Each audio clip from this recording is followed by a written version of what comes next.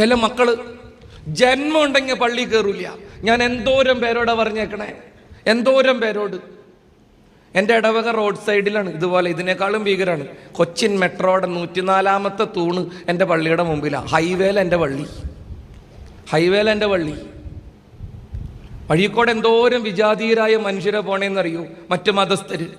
ഞാൻ എൻ്റെ മക്കളോട് പറയും, പള്ളിയുടെ പുറത്തു നിന്ന് പരിശുദ്ധ കുർബാനയിൽ സംബന്ധിക്കുന്നവര് IS ഭീകരരെക്കാളും വലിയ ഭീകരരാണ്. അത് ശരിയല്ല.